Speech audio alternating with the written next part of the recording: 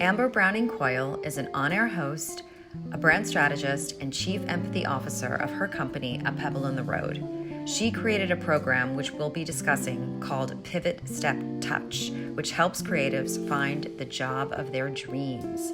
Please welcome Amber Browning-Coyle. Thank you so much, Amber, for joining me today. Hi, thank you so much for Hi. having me. Thank you. Thank you for being here. I really appreciate it. I'm so excited. I love what you're doing, and I'm definitely ready to talk about what I believe. Oh my gosh, great. Well, then let's just get right into it. So, what do you believe? Well, I believe that change equals growth equals opportunity. So Mm, I think that if someone's facing a change in their life, whether it's considered a positive or what someone else would consider a negative, or a planned or an unplanned change, it's going to create growth. And if we can learn from that growth, it's going to create opportunity. Incredible. So, how do you? So, you're tell me about you. You're a coach. You've created an incredible program for specifically for creatives. hmm Yes. So I am an on-camera host. I'm a producer and I'm a communication strategist. And Perfect. all that means is that I help people tell their stories. And Yes. whether I'm telling the story of a product, whether I'm helping a client really claim their story and claim the opportunity that comes with it, that's what I'm all about. That's what I specialize in. That's what I get joy from. That's really my purpose, is to help others and leave the world a better place. And so that's really what I'm about the communication strategist. I help people communicate their value and their worth in an empathetic way. I love it. I love your title, Chief Empathy Officer, on your LinkedIn. And I want to ask you, how did you come up with that brilliant title? I love it. Well, thank you so much. There's so many CEOs, right, in the world, and it is my company. It's my production company. And I thought, empathy is so incredibly important, especially when you're dealing with communication. You Mm, want to be able to put yourself in someone else's shoes. And so if I'm helping a client, tell their story, if I'm helping an organization really get people engaged in their cause, if I'm helping someone sell a product, it's all about putting yourself in someone else's shoes. So I am the chief empathy officer. I help you find that empathy and really, really think about what it's like for someone else. And I think it's really important and kind of lost sometimes in the business world. yes, it's true. I mean, tell us a bit about, empathy. How does one cultivate empathy? That's a really great question. The way you want to cultivate empathy is you want to think about how you can help others, how you can put yourself in someone else's shoes. And again, it doesn't necessarily mean that you have to volunteer in a soup kitchen. It Mm, just means that you want to think about how you can think outside of your current circumstances, outside of your little box, if you will. So we want to think outside of the box. And in my opinion, that's what empathy does. And it also sets you as the client, as the customer, as the individual, or as the corporation apart from mm, others, because you're mm. thinking more about what other people are going to gain from what you can give. And that's really what empathy is about. That's why I'm the chief empathy officer, and that's why it is the core of all of my business. I love it. I love it. So, in terms of creatives and creating opportunity, can you give us an example of your own life, of how you created opportunity for yourself? Yeah, sure. I mean, there's been so many, so Yes. many Is different there anything that kind of like examples. stands out? Like, is there one thing? Is there one thing? I feel like there's one thing that really stands out, though.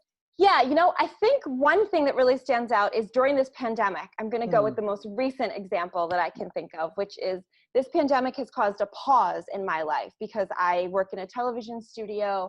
I work one-on-one with clients. I'm yeah. usually producing and hosting on location. And as we know, a lot of those things have been paused. So Yes. really what I have had to do is kind of take a step back, and it's Hmm. caused me to have a pause in my life. And Yeah. instead of being really upset about it and seeing it in a negative way, I've seen it as a really great positive way. And Mm, so I started to touch back into what brought me joy and passion as a younger person. And I was a dancer. Oh, So wonderful. I was a dancer from the age of 7 all the way through high school and college. I was the Mm. resident choreographer at my college, and dance brought me a lot of joy and passion. But I cannot tell you the last time that I actually did it. Either Mm. took a class or, taught a class or did anything. But that's what I did. I started to take fitness classes at first, and then someone asked me to teach a dance class. And I thought, I can't teach a dance class. I haven't done that in so long. It is like riding a bike. It just comes back to you. And Mm. in that way, I was able to embrace my story, embrace my passion, embrace the opportunity that comes from the growth, from the change, etc. Yes.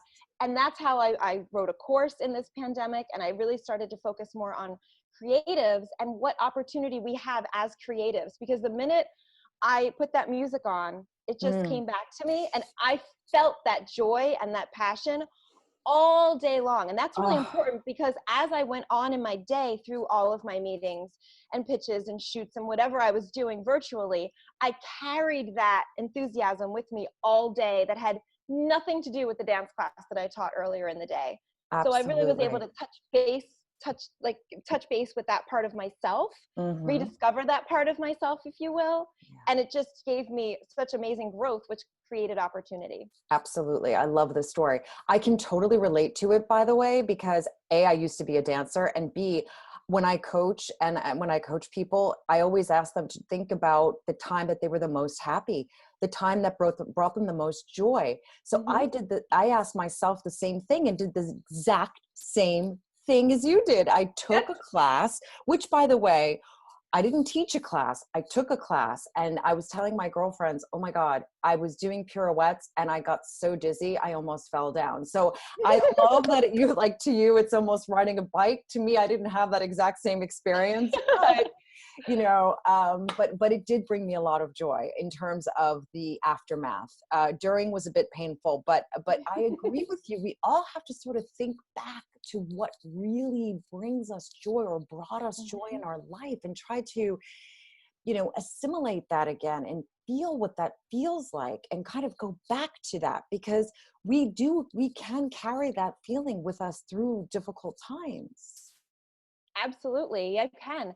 And it gives you that strength. It gives you that control, if you will. You're able to Mm. take control of your circumstances. So for you and I, we both felt that joy and that passion from that dance class, and then it carried us through. And I don't know about you, but I felt more in control of my circumstances Yes. throughout the day because I had control of my body when I was dancing, and I was Mm. able to control that passion and that joy, but bringing it into the rest of my day. I certainly wasn't telling every client, oh my gosh, I taught this dance class today, but it was able to give me opportunity in my brain. I created some space in my brain to say, okay, what Mm. did that teach me? What did that experience teach me that I can now carry on Mm. into other parts of my life? So I Yeah. love that you took that class too. Oh my God, I love it. I love this. I love that we both have similar stories. I'm interested in terms of when you say control, because Mm-hmm. because sometimes, especially during this time, we feel so out of control. Like our lives just feel sort of, overtaken and overrun by so much that's going on Mm-hmm. so many levels. How much of it is really knowing yourself also? I mean, tell us about that in terms of when, the narrative that people tell themselves, about how they gain control, or how they sort of, you know, stop the madness and stop going down that sinking hole. Yeah, that's a really great point. I think that getting that control back, and it's like, I like that you said, you kind of pointed out that word because it does have a little bit of a negative connotation if you think about it.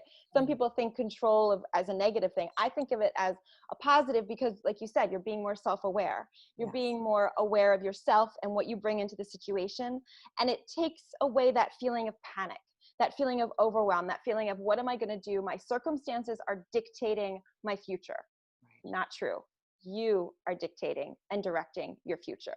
Mm. And your circumstances have brought you opportunity in some way, shape, or form. And it's our job to figure out what that opportunity is.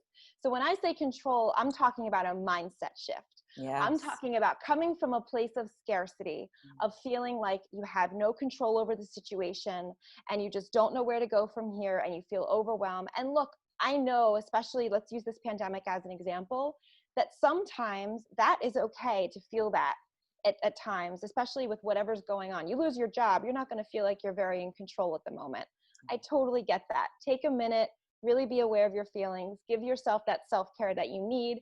Absolutely. But when you're ready to kind of come out of that mindset a little bit, that is step one. Step one is realizing that your circumstances do not determine your future. You do. So if you can kind of take back that control, be self-aware enough to think, okay, what can I do? You know, my grandfather used to have a saying, I was an itty bitty little girl, what responsibility does Amber take? He used to say that all the time because, you know, I would be the kid, I don't know, taking the cookie in the corner or something, I don't know, or Right. as I was older, you know, that teacher doesn't like me or whatever. And he always said that. What responsibility does Amber take? And I've carried it through all the way into adulthood. What responsibility do I take in dictating and directing my future? And that's kind of what I'm coaching and that's what I'm teaching. I love it because yeah, as soon as you admit that, okay, am I working hard enough at my job? Am I working hard enough finding a job? Then you can shift, like you said, and change the perspective and say, you know what? I'm not doing those things. I actually need to do it better. And then once you know that you need to do it better, then you can actually take those steps to do it better. And not necessarily better, because you don't want to say, well, for me personally, as soon as I start to think better, I am a perfectionist. I am a self-admitted perfectionist. I know it comes from fear. You can coach me all day long. I know that, but I'm an editor. When I'm editing videos, it has to be perfect, you know, et cetera. So it's just different. It's just a different way of thinking, and it creates the opportunity and gives you that positive spin that you need to have. And sometimes the first step in doing that is just stepping outside. I always say step one is stepping outside. And it's not necessarily just stepping outside. I'm looking to the window right now, stepping outside physically, but also mentally, stepping outside of your current circumstances mentally and being able to kind of just see other opportunities and kind of step outside of that box. And sometimes it is stepping outside. I'm a big walker. So if I go outside, I'm going to get some kind of space to think about different things. Yes, absolutely. I for sure. Thank you for that. And I agree. Using that word better is, you know, it's always so interesting when I have these conversations. I learn so much about, you know, just like you're talking about, you know, okay, that has to be edited out. Communication. No, keep it. It's real. That's what we're human beings. I'm like tongue tied and twisted.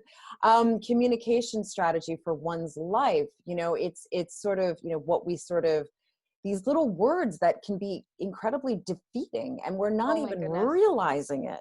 We're not even realizing that this narrative that we're kind of that we tell ourselves can be incredibly damaging, and like just strange little words that come up are defeatist. Absolutely. And it's not that one way, I'm not saying that is better for you to not say better. Right. Not at all. No, but it's for me personally. Sure. No, absolutely. It just works better for me personally. I just did an oxymoron, which is kind of funny. But I like that you said that, because words are powerful. Yes. They are so powerful. Exactly. We forget that sometimes, both what we tell ourselves and what we tell others. Communication is based on body language, but it's also based on spoken language, if that's your communication that you're able to do. And when you think about it, the way that we say things and what we say can make all the difference. One of my clients was talking about different things that she did at her job, and we were going through her resume and how she would, you know, be in an interview. And she said something, you know, I did this. And we went through what exactly that opportunity was. And I said, well, why don't you frame it in, I was given the opportunity. And just by saying I was given the opportunity, two things happened. Her body language changed immediately when she said the words, I was given the opportunity, because it acknowledged an achievement that she made, because it actually was a responsibility given to her by authority figures because they trusted her. It was kind of a basic promotion. Right. And in owning that part of her story, just by switching those words, it made all the difference for her. And she nailed her next interview. I'm very excited to say. So. Oh, that's such good vibes right there. Such good vibes. So what's the number one sort of thing that people, I mean, maybe there's like 10 things, but what are the big like things that people do that kind of, it's like the nail in the coffin during an interview? I'm just curious because this is something that I'm sure so many people could use. I think overanalyzing. Worrying too much about what the other person is thinking, and usually in a negative way. And I relate it to dating. So you go on a first date, right? And you're just not feeling the chemistry, and it's just not working, and it's just not happening. That's okay. Right. There's nothing wrong with that. But own it and say, I'm not feeling the chemistry. So many, especially women, we're caretakers. We like to take care of people. So many women stay in relationships that they're not happy in because they don't want to hurt the other person. Right. But I'm sure we've talked about this before, like in the long experience, you're actually hurting both of you. I'm using that as an example because in an interview, if you sit across the table from someone and you're constantly thinking about what that person is thinking about you, your brain is going a million miles a minute. You can't even get your words out correctly and confidently. And you're over analyzing your story. And by over analyzing your story, and sometimes people try to change it on the spot to accommodate the person across the table. Don't do that. Own it. Own your story, even if it was what we would consider a failure. And I'm using that word in quotes because I don't really see things as failures. I see them as experiences. But when you're talking to someone in an interview situation, especially in the case of for a job interview, own your story, know your worth, bring your value, and walk in there. And don't worry about what that other person thinks. You know, I was in show business for a while when I was younger, and we used to go on auditions. And maybe that I would audition and I wouldn't get the job. Maybe that person just didn't like redheads. Maybe I reminded that casting director of, his or her in-laws or something. I mean, who knows? It could be a million things that I have no control over. I have no control over what other people are thinking or what they do. I can only control my reaction. So I would say that one of the main things that people do, and especially in job interviews, is overanalyze in terms of what the other person is thinking. Right. And then they're not present. They're actually not listening to the interviewer. And it gets all crazy in the brain. Wow. So tell me, thank you for that. That's a beautiful piece of advice. So how important is our own strategy for life? Oh, that's a good question.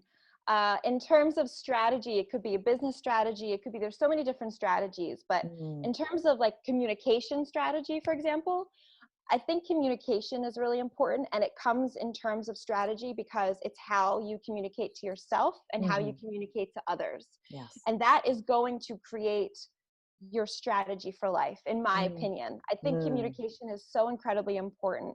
And a lot of times we don't really acknowledge that. And so I think having a strategy for life, meaning having some type of direction and some type of plan, can be incredibly useful, especially in terms of a change. When you feel overwhelmed, you might feel like you don't know what direction to go in.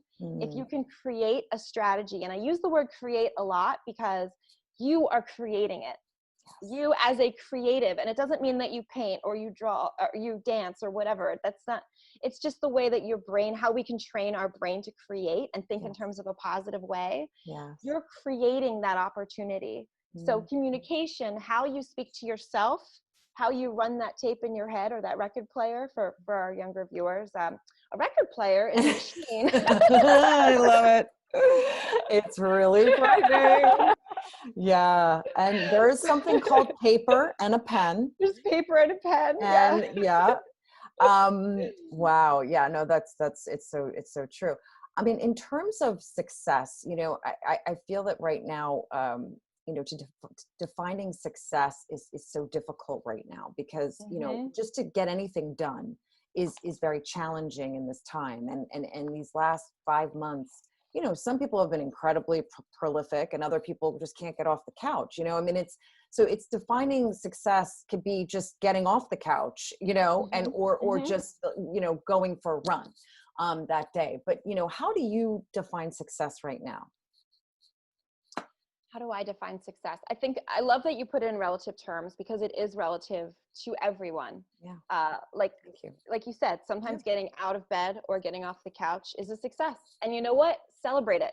Celebrate that small success, because it's really important that you were able to do that. And if you can't do that today, then that's okay. Tomorrow is another day. I think in terms of my definition of success,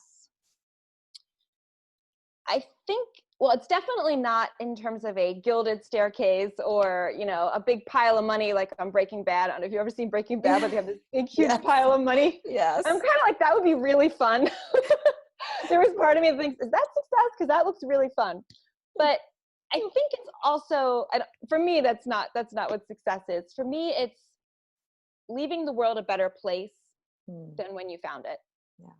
And that can mean so many things to different people. It can mean raising children to be kind, empathetic, and engaged and aware human beings.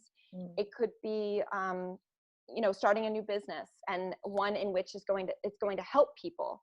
And you want to give your product, service, or your product or service to help others. It could be, you know, getting a bill passed for a cause you really care about. You know, there's so many different ways that you can define success in your life, but I personally don't think it has to do with money. I know a lot of unhappy rich people, to be perfectly honest. Unhappy, discontent, constantly searching, and that breaks my heart. That breaks my heart. Money will give you opportunities, sure, give you experiences, for sure, but it doesn't bring you actual contentment. Yes. That is being true to yourself and leaving the world a better place. So I think for me, that's what success means to me. It means leaving the world a better place and being really true to who you are.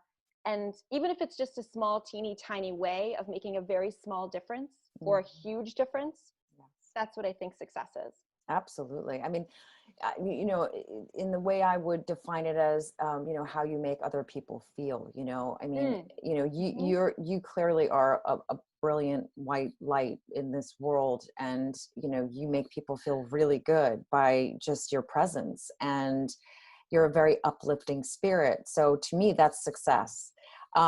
Because you're really just a joy to talk to, and thank you so much. Yeah, but you are. Such a nice compliment. You really are. You really are. So you're right. It's not about money or things. It's really about how I think people, you know, give back to each other, and that could be, like you said, you know, creating opportunities for the less privileged people, or it could be just having someone sit across from you and feel great, and you know, just a great vibe. So yes, it's true. You do. You're amazing. So I'm just curious in terms of dealing with defeat.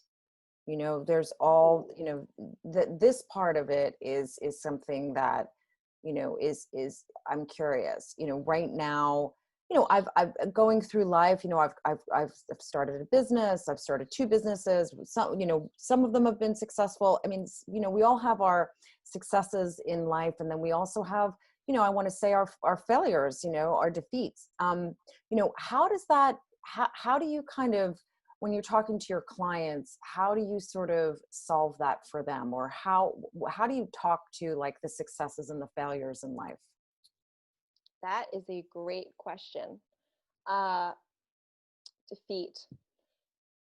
Well, I don't know that I necessarily see it as a defeat or a failure in terms of conventional terms. Like I said, I see things as experiences, and experiences lead to other experiences, which lead to other experiences. And if we can kind of build upon those experiences, we can really lead to success, as we discussed. Yes. But, you know, I go by this mantra, no equals NO, which equals new opportunity.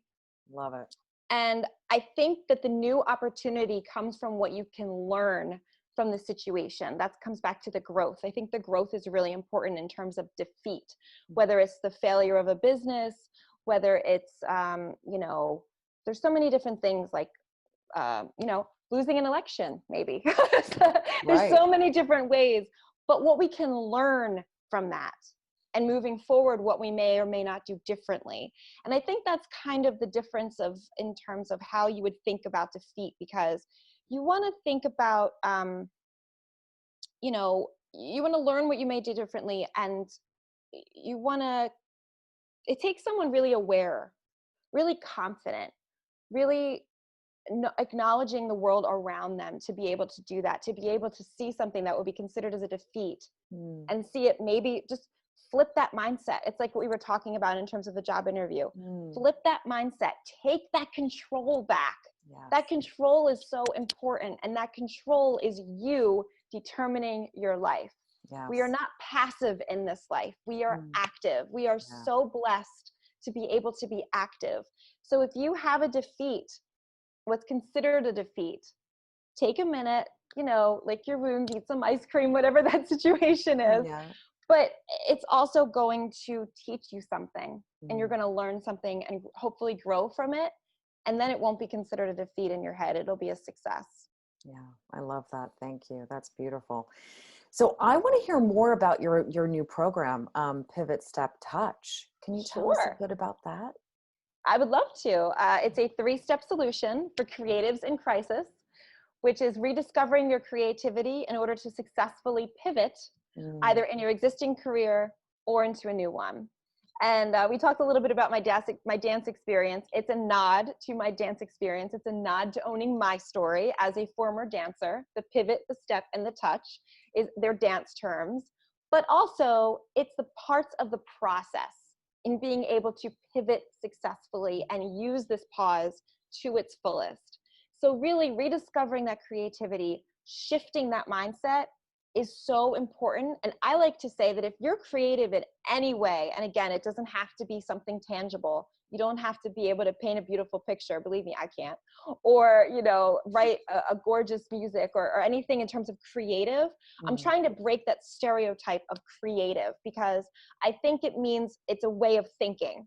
And if you have that creative way of thinking, you have all the tools in your toolbox to change your situation and to grow from the opportunity. That's the exciting part, is creativity is a superpower. And I want people to own that. I want people to see it. And so I interviewed 6 very successful, really creative people that are successful in industries that you wouldn't normally think as creative. So they are using their creativity. They were able to pivot at some point in life. And now they use their creativity to stay ahead of the competition. So there's things of that nature that really get your brain moving. It's changing that mindset. It's really growing from this opportunity and thinking, okay, how can I think of this differently? I'm creative. What do I love to do? What can I do? What can I offer others? And how can I use this in my life right now? And it doesn't have to be changing your business or changing into a completely different industry. Maybe you just want to extend your brand a bit. Maybe you want to build a new product within your existing brand. It's really just a way of thinking, that putting that creative mindset, that mindset shift really makes all the difference. Wow, I love it. Thank you. I think people are going to, we all need this right now. We all need this right now. Because, no matter what, even if you do have a thing that you love and you're doing a job that you love, sometimes you need to be re-inspired about what you do, right? I mean, sometimes you need to sort of shift into creating something, sometimes we just get into a rut too. We get into a rut in the thing that we even enjoy doing, and we just need to sort of like reframe it and say, okay, let's bring some more, zhuzh, some more creativity to the situation.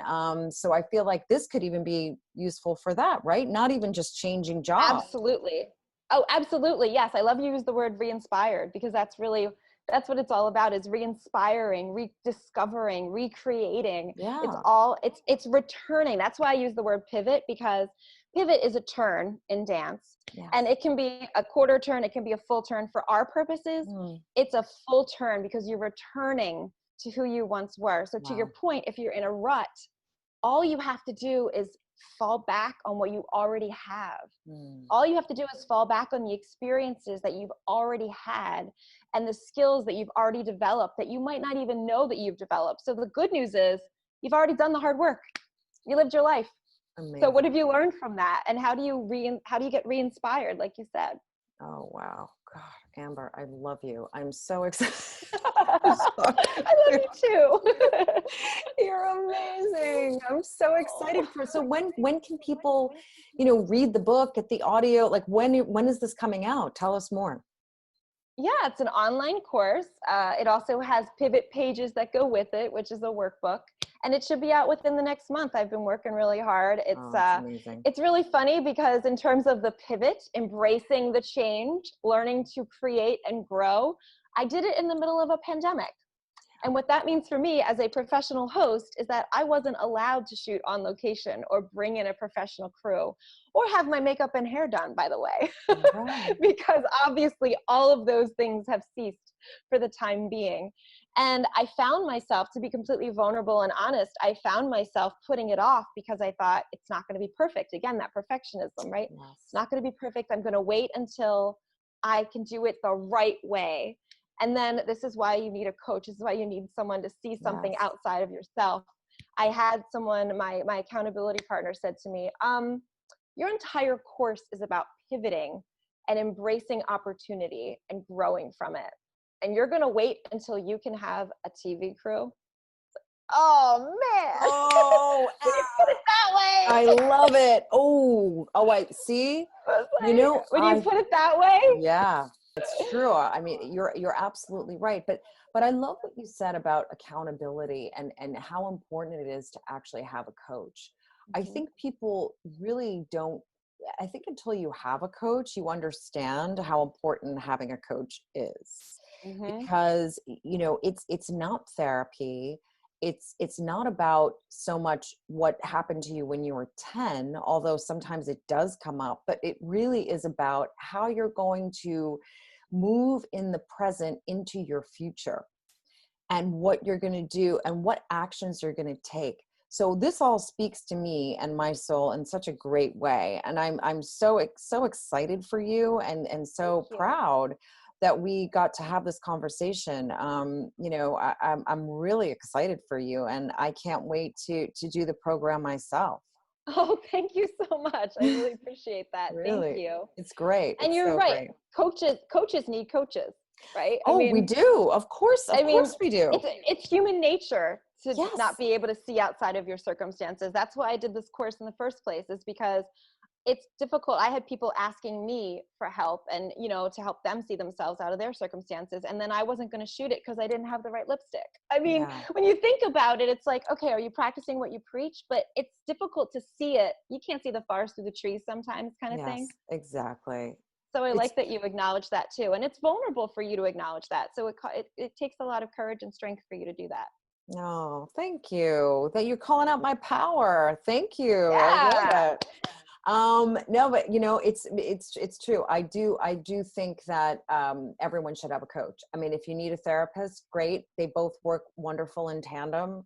But yes, it is incredibly essential, and especially right now. So yeah, maybe, you could be my coach.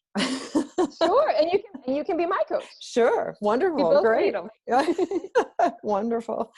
Thank you so much. You're a delight. And I'm just so excited for you. Thank you so much. Thank you This so was much wonderful. for having me. Yeah. Thank you. It was really, this is such a joy, and I'm so excited on what you're doing. And, you and Francesca are such a light, and I'm excited to be a part of it and really honored. So I appreciate it. Thank you so much. And we appreciate you. Thank you. I'm so grateful.